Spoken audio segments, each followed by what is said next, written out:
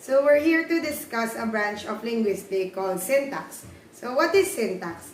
Syntax is a set of rules in a language. It dictates how words from different parts of speech are put together in order to convey a complete thought. In linguistics, syntax is the set of rules, principles, and processes that govern the structure of sentences in a given language, usually including word order. The term syntax is also used to refer to the study of such principles and processes. The people who study syntax is called syntacticians. So the goal of many syntacticians is to discover the syntactic rules common to all language. So where did the word syntax came from? So basically, syntax came from the Latin word syn, which means together, and tax, it's a Greek word that means to put in order. So syntax basically means the way words and clauses are arranged to form sentences. So that's what it means as a branch of linguistics. So in syntax, we have sequencing of subject, verb, and object. One basic description of a language's syntax is the sequence in which the subject, verb, and object usually appear in a sentence. So over 85% of languages usually place the subject first, either in a sequence SVO. S stands for subject, V for verb, and O for object. Or the other sequence, for example, SOV. The other possible sequences are VSO, VOS, OVS, and OSV. The last three of which are rare. Those VOS, OVS, and OSV. In most generative theories of syntax, these surface differences arise from a more complex clausal phrase structure, and each order may be compatible with multiple derivations. So let's go to syntax and diction. So syntax and diction are closely related. So diction refers to the choice of words in a particular situation, while syntax determines how the chosen words are used to form a sentence. More often than not, adopting a complex diction means a complex syntactic structure of sentences, and vice versa. In combination, syntax and diction help writers develop tone, mood, and atmosphere in a text, along with evoking readers' interest. So let's give an example of syntax in literature. Syntax in poetry. The general word order of an English sentence is subject plus verb plus object.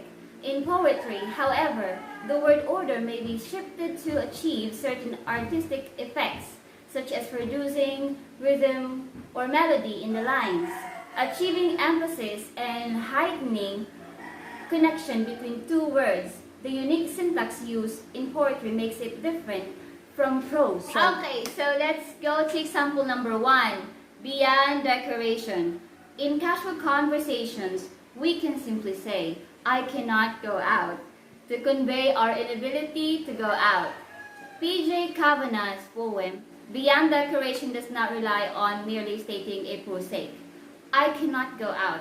Rather, he shifts the syntax and say, go out, I cannot, which lays a much stronger emphasis on the inability to go out, conveyed by the word cannot. Okay, so let's go to example number 2, Lycidas. Similarly, John Milton shifts words in his poems frequently. So let us analyze lines from his poem to Lycidas. Thee, shepherd, thee the woods and desert caves, with wild thymes and the budding vine, all ear-grown, with all their echoes mourn. The modified word order in the above lines is object plus subject complement plus verb. So let's go to syntax in prose. So syntax affects the nature of the prose text as well. It enhances its meanings and contributes toward its tone. Quickness, the decisiveness, and the speed are added to the text by using short phrases, clauses, and sentences. Were areas in the text where the subject matter is serious, requiring contemplation. Long convoluted sentences are used to show down the piece of a prose text. Okay, so let's go to the two syntax examples. Number 1, the night I sat on Tanyu's bed and waited for him to touch me, but he didn't.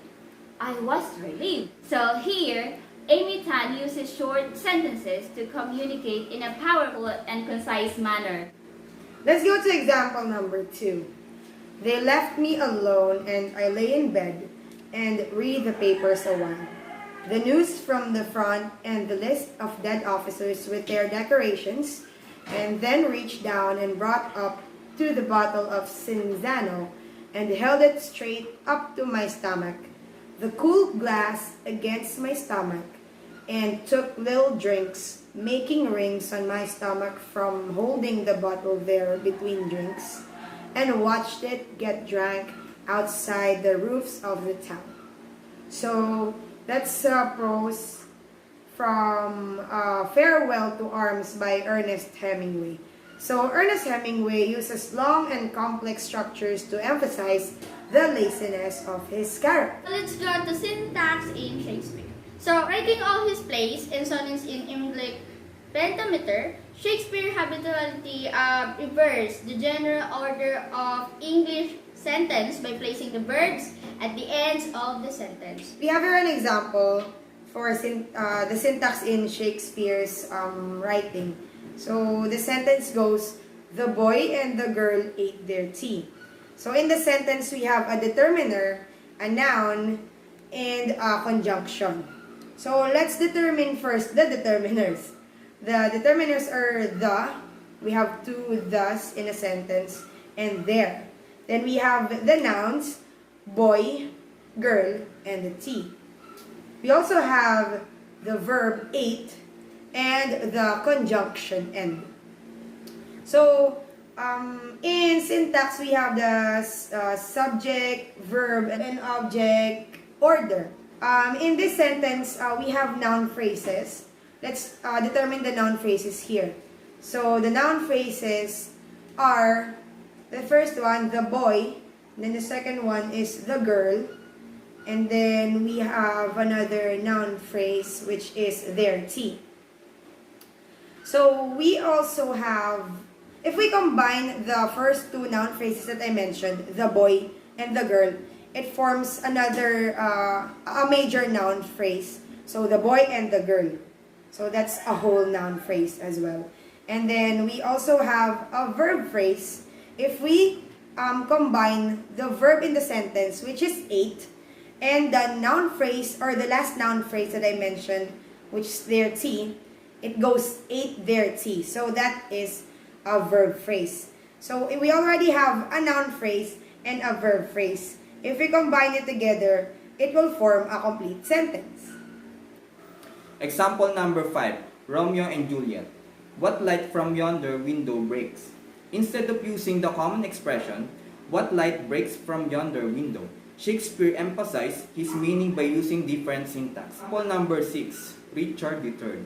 Shakespeare deliberately reverses the word order of a sentence, turning a common description, and all the clouds that lowered upon our house buried in the deep bosom of the ocean, into, and all the clouds that lowered upon our house in the deep bosom of the ocean buried.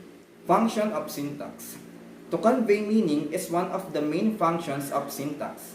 In literature, writers utilize syntax and diction to achieve certain artistic effects, like mood and tone. Like diction, syntax aims to affect the readers as well as express the writer's attitude.